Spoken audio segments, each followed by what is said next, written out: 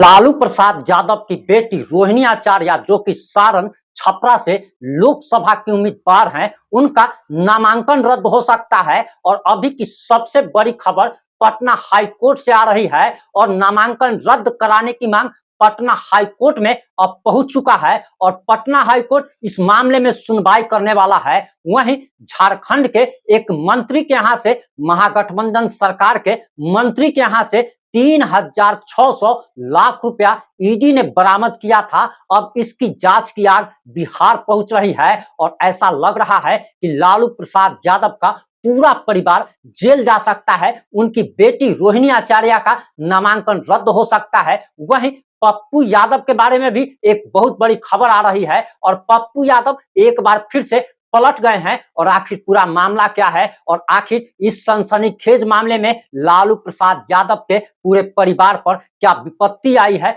5 से 7 मिनट की रिपोर्ट में हम आपको बताने जा रहे हैं।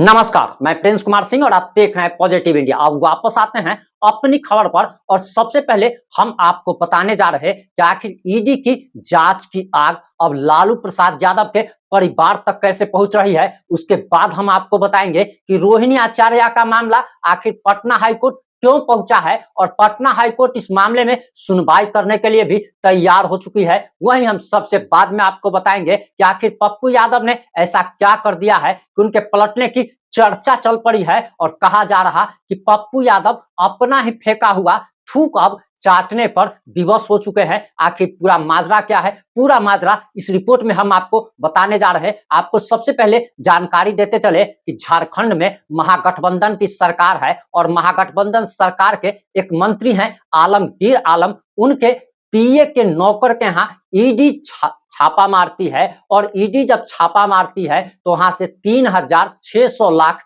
यानी कि 36 करोड़ रुपए कैश की बरामदगी होती है। और उसी दिन ईडी गिरफ्तारी करती है। 2 लोगों की गिरफ्तारी होती है, जिसमें मंत्री के पीए की गिरफ्तारी और मंत्री के पीए के नौकर की गिरफ्तारी हो जाती है। लेकिन इसके ठीक 4 दिन के बाद मंत्री आलमगीर आलम को ईडी पूछताछ के लिए बुलाती है और पूछताछ के बाद अहम खुलासा होता है, जिसके बाद ईडी मंत्री आलमगीर आलम को भी गिरफ्तार कर लेती है। और गिरफ्तारी के बाद जब कोर्ट में ईडी पेश करती है, 6 दिनों की रिमांड मांगी जाती है और 6 दिनों की रिमांड ईडी को मिल भी जाती है। अब आलमगीर आलम ने आखिर ये पैसा कहां से लाया, अब ये सवाल उठ रहा है कि आखिर इतना सारा कैश जो बरामद हुआ था वो पैसा किसका था। तो आपको बताते चले कि ईडी की जांच में अब तक जो सबूत मिले हैं उसके अनुसार बताया जा रहा कि जो भी टेंडर मंत्री जी द्वारा पास किया जाता था उसमें से कुछ हिस्सा मंत्री जी तक पहुंचता था, सरकार तक पहुंचता था।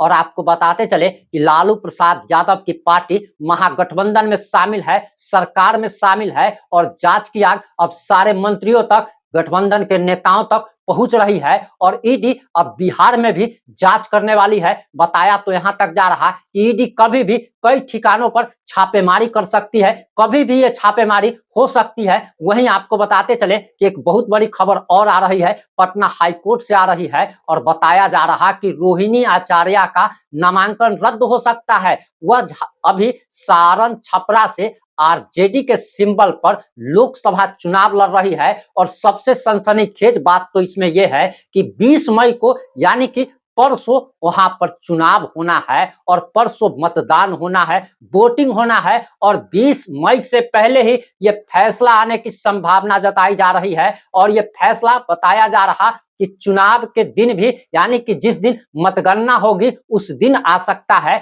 वैसे रविवार को कोर्ट बंद रहता है, लेकिन आपको बताते चले कि आपात स्थिति में रविवार को भी कोर्ट खुलता है और हो सकता है कि इसका फैसला कल यानी कि रविवार को आ जाए या फिर परसों जिस दिन वोटिंग होना है उस दिन आ जाए। और आपको बताते चले कि ये एक अचानक से पूरे के पूरे लालू प्रसाद यादव पर एक कुठारघात जैसा है, एक बड़ी मुसीबत जैसा है। आखिर पूरा मामला क्या है, आखिर पटना हाईकोर्ट में नामांकन रद्द कराने की मांग क्यों पहुंची और पटना हाईकोर्ट ने क्यों स्वीकार कर लिया। तो आपको बताते चले कि जो खबरों के मुताबिक जो जानकारी आ रही है उसके अनुसार बताया जा रहा कि दरअसल रोहिणी आचार्य के खिलाफ शिकायत को नजरअंदाज करने का आरोप लगाते हुए याचिका दायर की गई है और सारण से एनडीए प्रत्याशी राजीव प्रताप रूढ़ी ने यह याचिका दायर की है और राजीव प्रताप रूढ़ी पायलट होने के साथ साथ सांसद होने के साथ साथ एक अच्छे वकील भी हैं और उन्होंने खुद ये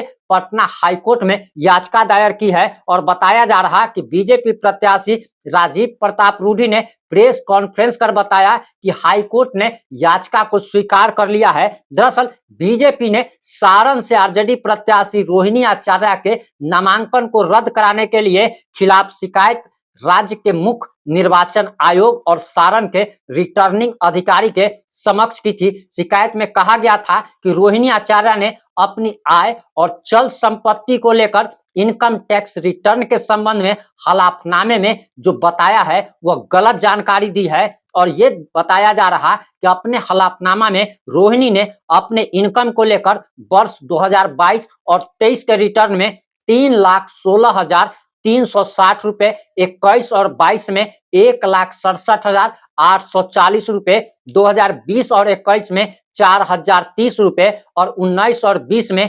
3,88,090 और वर्ष 18 और 19 के दौरान 3,83,033 रुपए की इनकम दिखाया है। वहीं एक पत्र के माध्यम से कहा गया है कि रोहिणी आचार्य जो कि सिंगापुर में रहती है, सभी लोग जानते हैं कि वह सिंगापुर में रहती है, लेकिन उन्होंने अपने विदेश के इनकम का कोई भी ब्यौरा नहीं दिया है। विदेश के इनकम का ब्यौरा देना भी चुनावी हलफनामे में आवश्यक होता है। पत्र में यह भी कहा गया है कि रोहिणी आचार्य ने अपने पता में 208 कौटिल नगर एमपी एमएलए कॉलोनी पटना लिखा है, जबकि अचल संपत्ति के कॉलम में उन्होंने सिर्फ पटना के दानापुर में एक जमीन की प्लॉट की चर्चा की है। वहीं रोहिणी आचार्य विगत 5 वर्ष से भी ज्यादा समय से सिंगापुर में रहती है, लेकिन उन्होंने अपने हलफनामा में इस बात की घोषणा की है कि वह भारत में रहती है, यानी कि सफेद झूठ बोला गया है, अपनी इनकम को छुपाया गया है, अपनी संपत्ति के बारे में झूठा ब्यौरा दिया गया है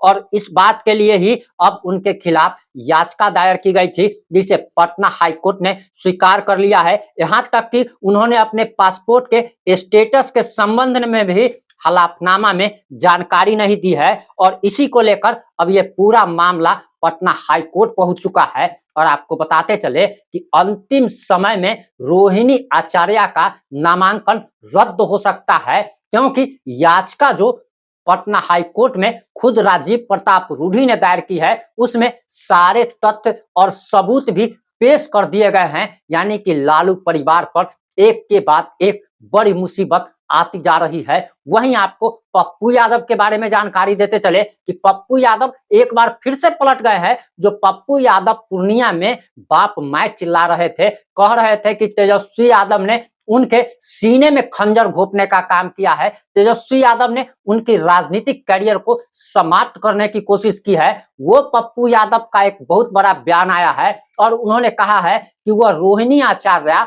और मीसा भारती के चुनाव में प्रचार करने जाना चाहते हैं, यानी उनके लिए वोट मांगने जाना चाहते हैं। आखिर पप्पू यादव 2 दिन पहले जिसको गाली देते हैं, 2 दिन के बाद उसकी आरती उतारने लगते हैं और इसीलिए पप्पू यादव की विश्वसनीयता दिन प्रतिदिन खत्म होती चली जा रही है, क्योंकि ये व्यक्ति सुबह में कुछ बोलता है, शाम में कुछ और बोलता है, जिसका विरोध करता है उसका सपोर्ट कर देता है और इस व्यक्ति की विश्वसनीयता पर बहुत बड़ा प्रश्नवाचक चिन्ह लग गया है। वहीं आपको जानकारी देते चले कि ईडी की जांच अब लगातार बढ़ती चली जा रही है और कैश कांड के मामले में बिहार में भी छापेमारी हो सकती है और बताया जा रहा कि कई ठिकानों पर कई जिलों में ये एक साथ छापेमारी होने वाली है। और लालू प्रसाद यादव, तेजस्वी यादव के बारे में हमने आपको पहले ही बता दिया है कि ईडी और सीबीआई के रडार पर हैं, पूरा परिवार रडार पर है, कभी भी गिरफ्तारी हो सकती है। हालांकि चुनाव परिणामों तक ये कार्रवाई को रोक दिया गया है और 4 जून के बाद बताया जा रहा कि ईडी और सीबीआई की जो कार्रवाई लैंड फॉर जॉब स्कैम मामले में चल रही थी, इस मामले में तेजस्वी यादव की गिरफ्तारी हो सकती है। खैर, सारे मामलों पर हमारी नजर बनी हुई है और जैसे ही इन मामलों में किसी प्रकार का कोई भी अपडेट आएगा हम आप लोगों तक जरूर पहुंचाएंगे। जुड़े रहें हमारे साथ। जय हिंद, जय भारत।